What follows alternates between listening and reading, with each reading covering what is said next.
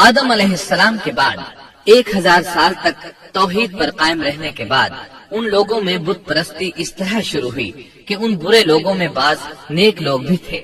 یہ برے لوگ ان نیک لوگوں سے بہت محبت کرتے تھے اور ان سے تقرب حاصل کرتے تھے، ان کی شان میں بہت مبالغہ کرتے تھے، جیسا کہ آج کل بعض لوگ علماء اور صالحین کی مدح سرائی میں زمین و آسمان کے قلابے ملاتے ہیں۔ یہی چیز بعد میں شرک کا ذریعہ بنی۔ امام بخاری رحمت اللہ علیہ نے سورہ نوح آیت 23 میں اللہ کے فرمان اور انہوں نے کہا کہ ہرگز اپنے معبودوں کو نہ چھوڑنا اور نہ ود اور سوا اور یغوث اور یعوق اور نصر کو چھوڑنا کی تفسیر کرتے ہوئے ابن عباس رضی اللہ عنہما سے روایت کی ہے۔ وہ فرماتے ہیں کہ یہ نوح علیہ السلام کی قوم کے بعض نیک آدمیوں کے نام ہیں۔ جب وہ فوت ہو گئے تو شیطان نے ان کی قوم کے دل میں یہ بات ڈال دی کہ جہاں وہ حضرات بیٹھا کرتے تھے وہاں ان کے بت بنا کر رکھ دو اور ان کو وہی نام دو جو ان بزرگوں کے تھے۔ انہوں نے ایسا ہی کیا اور پتھر کے بت بنا کر ان کے نام ان بزرگوں والے رکھ دیے۔ اس وقت تو بتوں کی پوجا نہ ہوئی، لیکن جب یہ لوگ فوت ہو گئے اور علم مٹ گیا تب ان کی پوجا ہونے لگی۔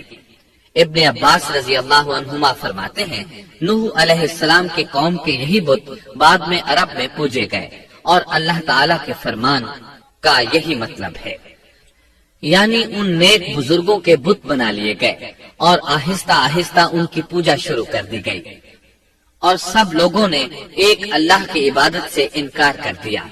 نوح علیہ السلام اکیلے اس دنیا میں موحد اور توحید پرست باقی رہ گئے۔ نوح علیہ السلام کا نسب کچھ یوں ہے: نوح بن لامک بن متو شلح بن ادریس۔ اس طرح ادریس علیہ السلام ان کے پردادا ہوئے۔ اس وقت لوگوں کی عمریں بہت طویل ہوتی تھیں، اس لیے ہم کہہ سکتے ہیں کہ ادریس علیہ السلام کئی 100 سال زندہ رہے اور نوح علیہ السلام 1000 سال سے بھی زیادہ عرصہ زندہ رہے۔ عمریں لمبی ہونے کی وجہ سے ادریس علیہ السلام اور نوح علیہ السلام کے درمیان کافی مدت بنتی ہے، اور اسی مدت کے دوران کفر و شرک نے زور پکڑا اور بتوں کی عبادت شروع ہو گئی۔ تب اللہ تعالیٰ نے نوح علیہ السلام کو زمین میں مبعوث فرمایا۔ ابن عباس رضی اللہ عنہما سے روایت ہے کہ نبی صلی اللہ علیہ وسلم نے فرمایا آدم علیہ السلام اور نوح علیہ السلام کے درمیان 10 قرن تھے۔ ایک قرن 100 سال کا ہوتا ہے۔ آدم علیہ السلام کے 1000 سال بعد تک لوگ توحید پر قائم رہے، پھر آہستہ آہستہ شیطان نے انہیں شرک کے راستے پر ڈال دیا، شرک عام ہو گیا، ایک اللہ کی عبادت بالکل ختم ہو کر رہ گئی۔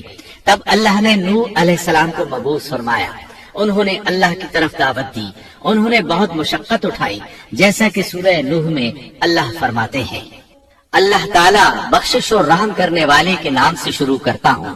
یقیناً ہم نے نوح کو ان کی قوم کی طرف بھیجا کہ اپنی قوم کو ڈراؤ اور خبردار کر دو اس سے پہلے کہ ان کے پاس دردناک عذاب آ جائے۔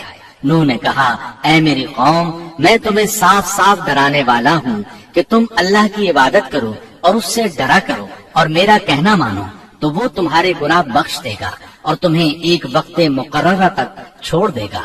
یقیناً اللہ کا وعدہ جب آ جاتا ہے تو موقوف نہیں ہوتا، کاش تمہیں سمجھ ہوتی۔ نوح علیہ السلام تبلیغ کے سلسلے میں سخت محنت کرتے، دن رات لوگوں کے گھروں اور ان کے اجتماعات میں جا جا کر انہیں دعوت دیتے۔ آپ انہیں اعلانیہ اور پوشیدہ طور پر دعوت دیتے، یہاں تک کہ دعوت دیتے دیتے انہیں 950 سال گزر گئے، لیکن سوائے چند لوگوں کے کوئی ایمان نہ لایا۔ تب انہوں نے اللہ سے دعا کی اے میرے اللہ، میں نے اپنی قوم کو دن رات تیری طرف بلایا، لیکن میرے بلانے سے یہ اور زیادہ بھاگنے لگے۔ انہوں نے اپنے کانوں میں انگلیاں ٹھونس لی، اپنے اوپر کپڑے اوڑھ لیے اور کہنے لگے ہم تیری شکل دیکھنا نہیں چاہتے۔ میرے اللہ، یہ لوگ تیری باتیں سننا پسند نہیں کرتے۔ میں نے پھر بھی ان سے کہا اپنے مالک سے بخشش طلب کرو، وہ بڑا بخشنے والا ہے۔ اس وقت نوح علیہ السلام کی قوم میں ایک بادشاہ تھا، وہ بہت مغرور تھا۔ وہ قوم سے کہنے لگا نوح کی باتوں پر کان نہ دھرنا اور نہ اس سے بحث کرنا، یہ جو کرتا ہے اسے کرنے دو، تم اپنے بتوں کی پوجا پر ڈٹے رہو۔ چنانچہ لوگوں نے نوح علیہ السلام کی باتوں کی طرف سے کان بند کر لیے۔ اپنے بادشاہ کی بات پر عمل کرنے لگے۔ تب نوح علیہ السلام نے اللہ سے فریاد کی، اے پروردگار، یہ میرا کہنا نہیں مانتے، ان لوگوں کی سنتے ہیں جن کی اولاد اور مال نے انہیں فائدہ تو نہ دیا، الٹا نقصان پہنچایا، اور انہوں نے میرے ساتھ بڑا داؤ کیا، یعنی دوسروں کو میرے درپے کر دیا، خود بھی مجھے ستانے میں کوئی کسر نہ چھوڑی، اور آپس میں ایک دوسرے سے کہنے لگے اپنے دیوتاؤں کو نہ چھوڑنا، نہ ود اور نہ سوا اور نہ یغوث اور نہ یعوق اور نہ نصر کو چھوڑنا۔ ان لوگوں نے بہت سے لوگوں کو گمراہ کر ڈالا، اور پروردگار تو ایسا کر کہ یہ ظالم اور زیادہ گمراہ۔ اس طرح نوح علیہ السلام نے 950 سال دن رات لوگوں کو اللہ کی طرف بلایا، لیکن اتنے طویل عرصہ میں صرف 80 کے قریب لوگ مسلمان ہوئے، اور ان ایمانداروں کی اکثریت فقراء، مساکین، ناتواں اور غلام قسم کے لوگوں پر مشتمل تھی، جن کی معاشرے میں کوئی حیثیت نہیں ہوتی۔ مشکل سے 10 ایماندار ایسے ہوں گے جو شرف و جاہ کے مالک ہوں گے۔ چنانچہ نوح علیہ السلام کے مغرور سرداروں نے جب اس صورتحال کو دیکھا تو اکٹھے ہو کر نوح علیہ السلام کے پاس آئے اور کہنے لگے، اے نوح، ہم چاہتے ہیں تیری باتیں سنیں اور لوگوں کو بھی تیری باتیں سننے کی ترغیب دیں اور سب تجھ پر ایمان لے آئیں، لیکن اس سے پہلے ہماری ایک شرط ہے، یہ کہ آپ کے حلقے میں جو یہ ذلیل اور حقیر لوگ آ گئے ہیں انہیں دھکے دے کر اپنے پاس سے نکال دے، اس لیے کہ ہم اپنی قوم کے سردار، چودھری اور مقام و مرتبے والے لوگ ہیں، اس لیے ہم ان فقیر لوگوں کے پاس نہیں بیٹھ سکتے۔ اگر آپ انہیں نکال دیتے ہیں تو ہم ایمان لے آئیں گے۔ اللہ تعالیٰ نے نوح علیہ السلام کی قوم کے ان سرداروں کی تردید سورہ ہود آیات 27 تا 31 میں کی ہے۔ اللہ تعالیٰ فرماتے ہیں، کافر سردار نوح سے کہنے لگے ہم تو یہی دیکھتے ہیں کہ تو ہماری طرح ایک آدمی ہے، اور یہ بھی دیکھتے ہیں کہ صرف ان لوگوں نے تیری پیروی کی ہے جو ہم میں رذیل ہیں، وہ بھی اوپر کی عقل سے، اور ہم تو تمہیں کسی بات میں اپنے سے زیادہ نہیں پاتے بلکہ تمہیں جھوٹا خیال کرتے ہیں۔ نوح نے کہا، اے سردارو، بتلاؤ تو صحیح، اگر میں اپنے رب کی طرف سے جو دلیل آئی ہے اس پر قائم ہوا اور اس نے اپنی مہربانی سے مجھے سرفراز کیا اور تم سے وہ چھپی رہی، تو کیا زبردستی میں اسے تمہارے سر منڈ دوں گا، حالانکہ تم اس سے بیزار ہو۔ میری قوم والو، میں تم سے اس پر کوئی مال نہیں مانگتا، میرا ثواب تو صرف اللہ تعالیٰ کے ہاں ہے، نہ میں ایمانداروں کو اپنے پاس سے نکال سکتا ہوں، انہیں اپنے رب سے ملنا ہے، لیکن میں دیکھتا ہوں کہ تم لوگ جہالت کی بات کر رہے ہو۔ میری قوم کے لوگوں، اگر میں ان مومنوں کو اپنے پاس سے نکال دوں تو اللہ کے مقابلے میں میری مدد کون کر سکتا ہے؟ کیا تم کچھ بھی غور و فکر نہیں کرتے؟ میں تم سے یہ نہیں کہتا کہ میرے پاس اللہ کے خزانے ہیں اور میں غیب کا علم بھی نہیں رکھتا، نہ میں یہ کہتا ہوں کہ میں کوئی فرشتہ ہوں، نہ میرا یہ قول ہے کہ جن پر تمہاری نگاہیں ذلت سے پڑ رہی ہیں اللہ تعالیٰ انہیں کوئی نعمت دے گا ہی نہیں، ان کے دل میں جو ہے اللہ اسے بخوبی جانتا ہے۔ اگر میں ایسی بات کہوں تو یقیناً میرا شمار ظالموں میں سے ہوگا۔ اس پر نوح علیہ السلام کی قوم اور اکڑ گئی اور وہ کہنے لگے، اے نوح، بس بہت ہو گیا، تو نے ہمیں بہت ڈرا دھمکا دیا، اب اگر تو سچا ہے تو جس چیز کا وعدہ تو ہم سے کرتا تھا اس کو لے آ۔ نوح علیہ السلام نے ان کی بات سن کر کہا، عذاب لانا تو اللہ کا کام ہے، اللہ کو کوئی عاجز نہیں کر سکتا، اور جب اس کا عذاب آ جائے گا تو کوئی بھاگ نہیں سکے گا۔ اس کے بعد نوح علیہ السلام کی قوم کا ان سے آمنا سامنا ہوا تو انہوں نے ان سے کہا، اے میری قوم، اگر تم پر یہ گراں گزرتا ہے کہ میں تم میں رہتا ہوں اور تمہیں اللہ کی باتیں سنا رہا ہوں، تم اس سے چڑھتے ہو اور مجھے نقصان پہنچانے کے درپے رہتے ہو، تو سنو، میں صاف کہتا ہوں، مجھے تمہارا کوئی خوف نہیں، تمہاری کوئی پرواہ نہیں، تم سے جو ہو سکے کر گزرو، میرا جو بگاڑ سکتے ہو بگاڑ لو، تم اپنے شریکوں اور جھوٹے معبودوں کو بھی بلا لو اور مل جل کر مشورے کر کے بات کھول کر پوری قوت کے ساتھ مجھ پر حملہ کرو، تمہیں قسم ہے تم میرا جو بگاڑ سکتے ہو بگاڑ لو، اس میں کوئی کسر اٹھا نہ رکھو، مجھے بالکل مہلت نہ دو، اچانک مجھے گھیر لو، میں بالکل بے خوف ہوں، اس لیے کہ تمہارے راستے کو میں باطل جانتا ہوں، میں حق پر ہوں، حق کا ساتھی اللہ ہوتا ہے، میرا بھروسہ اسی عظیم ذات پر ہے، مجھے اس کی قدرت کی بڑائی معلوم ہے۔ نوح علیہ السلام نے واضح الفاظ میں اپنی قوم کو چیلنج دیا، لیکن کسی میں طاقت نہ ہوئی کہ وہ نوح علیہ السلام کا مقابلہ کر سکے۔ چنانچہ کہنے لگے، اسے چھوڑ دو، یہ مجنون اور بے وقوف ہے، نعوذ باللہ۔ بہرحال معاملہ اسی طرز پر چلتا رہا، یہاں تک کہ سال ہر سال گزر گئے، لیکن کوئی مسلمان نہ ہوا۔ پھر پہاڑ پر رہنے والے لوگ روز بروز برائی میں ترقی کرتے چلے گئے، اور جو لوگ شروع میں ایمان لائے تھے ان کے علاوہ اور کوئی شخص ایمان نہ لایا۔ نوح علیہ السلام انہیں مسلسل دعوت دیتے رہے مگر بے اثر، یہاں تک کہ اللہ تعالیٰ نے نوح علیہ السلام کی طرف وحی کی کہ اب کوئی شخص ایمان نہیں لائے گا۔ اللہ تعالیٰ سورہ ہود میں فرماتے ہیں، نوح کی طرف وحی کی گئی کہ آپ کی قوم میں سے جو ایمان لا چکے ہیں ان کے سوا اور کوئی اب ایمان نہیں لائے گا، پس آپ ان کے کاموں پر غمگین نہ ہوں۔ مطلب یہ تھا کہ آپ غم نہ کریں، اللہ کا حکم اب پورا ہونے والا ہے۔ غور فرمائیں، نوح علیہ السلام کے جذبے کو دیکھیے، مسلسل 950 سال تک دعوت دیتے رہے، لوگ انہیں جھٹلاتے رہے، لیکن پھر بھی ان سے نا امید نہ ہوئے۔ اب جب کہ اللہ کی طرف سے وحی آ گئی کہ ان میں سے اور کوئی ایمان نہیں لائے گا اور کسی میں طاقت نہیں کہ انہیں ہدایت عطا فرمائے، تو نوح علیہ السلام نا امید ہو گئے اور انہوں نے اپنی قوم پر بد دعا کی۔ اس کا ذکر اللہ تعالیٰ نے سورہ نوح آیات 26 تا 28 میں کیا ہے۔ نوح نے کہا، اے میرے پروردگار، تو روئے زمین پر کسی کافر کو رہنے سہنے والا نہ چھوڑ، اگر تو انہیں چھوڑے گا تو یہ یقیناً تیرے اور بندوں کو بھی گمراہ کر دیں گے، اور ان کے ہاں جو اولاد ہوگی وہ بھی بدکار ناشکرے ہوں گے۔ اے میرے پروردگار، تو مجھے اور میرے ماں باپ کو اور جو بھی ایماندار ہو کر میرے گھر آئے اور تمام مومن مردوں اور عورتوں کو بخش دے، اور کافروں کو سوائے ہلاکت کے اور کچھ نہ دے۔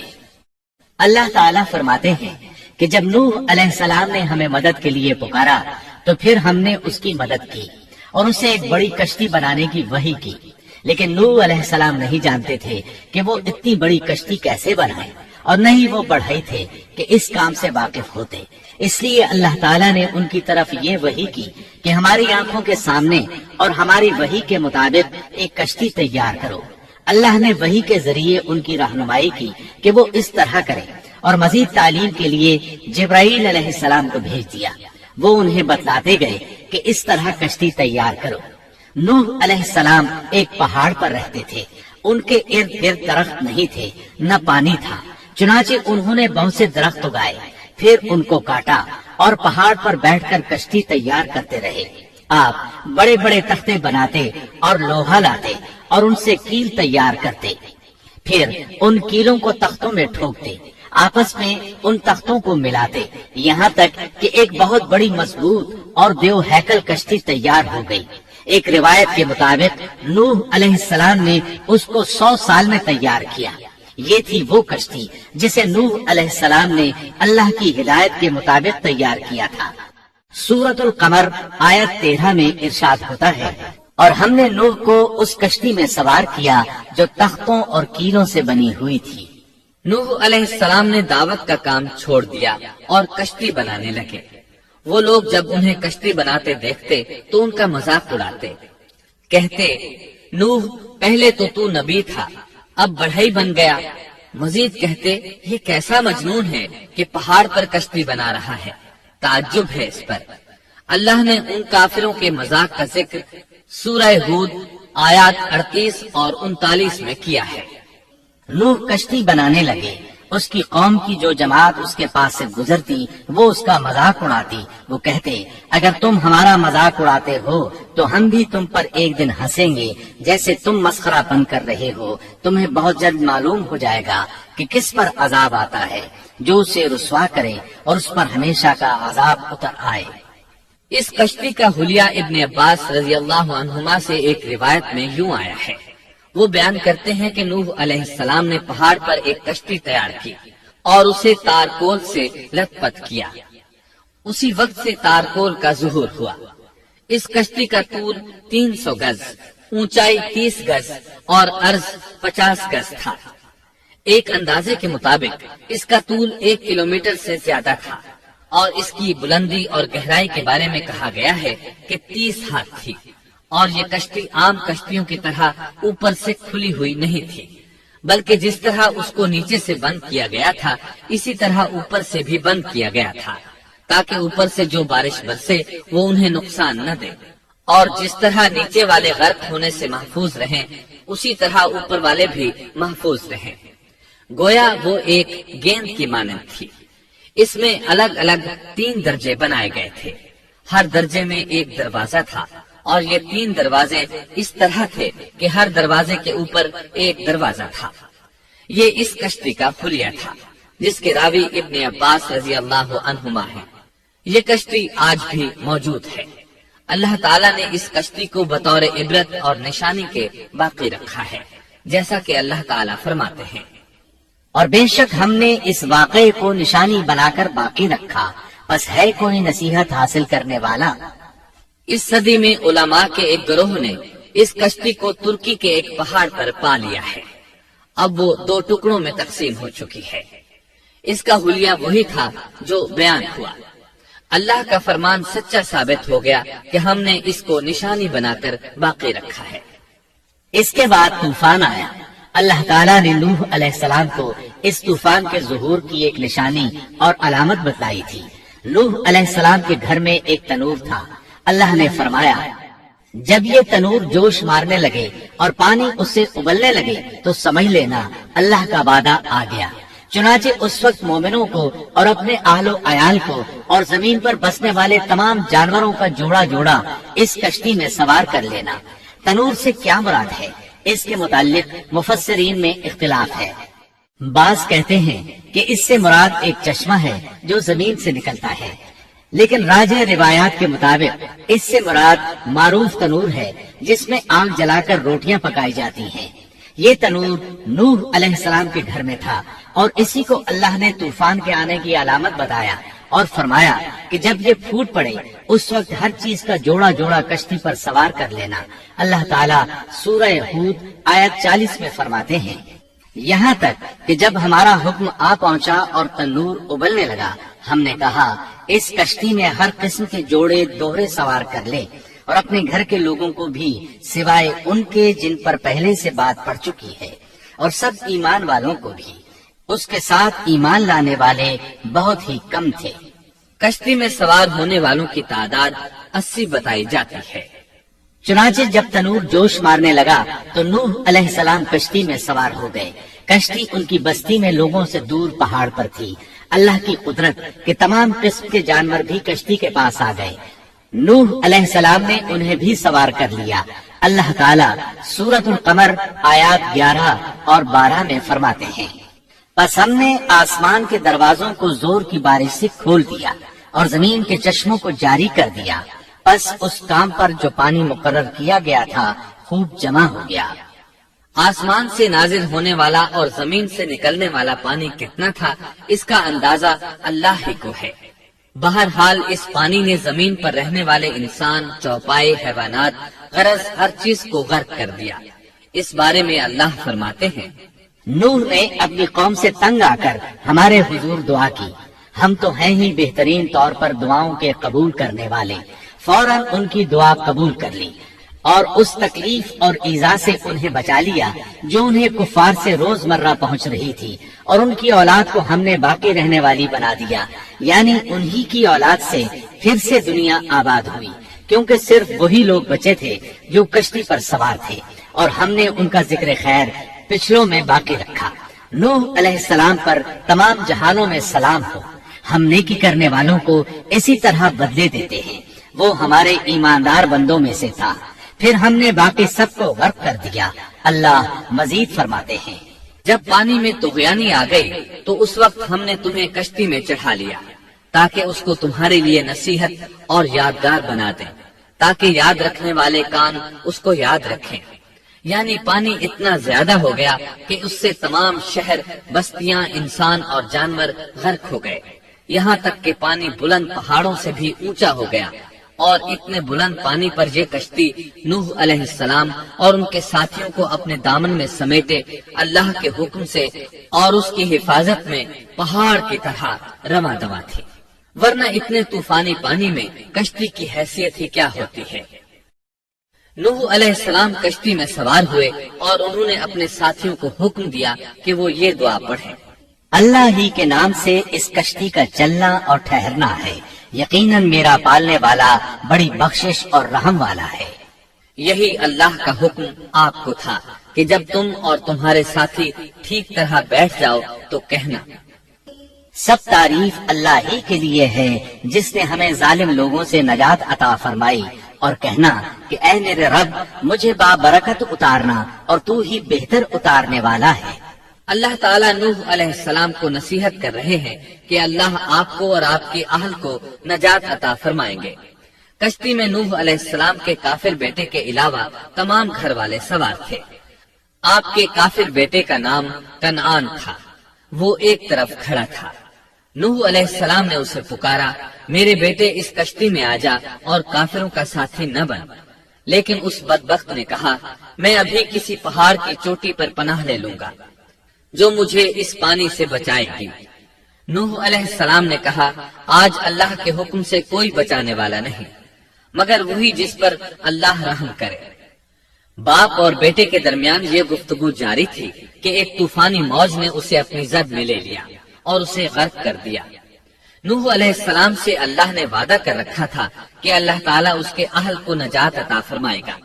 چنانچہ جب آپ کی آنکھوں کے سامنے آپ کا بیٹا غرق ہو گیا تو وہ پکار اٹھے، اے اللہ، میرا بیٹا میرے گھر والوں میں سے تھا اور تو نے مجھ سے وعدہ کیا تھا کہ میرے گھر والوں کو نجات عطا فرمائے گا، اور تو تمام حاکموں سے بہتر حاکم ہے، لہذا ناممکن ہے کہ تیرا وعدہ پورا نہ ہو۔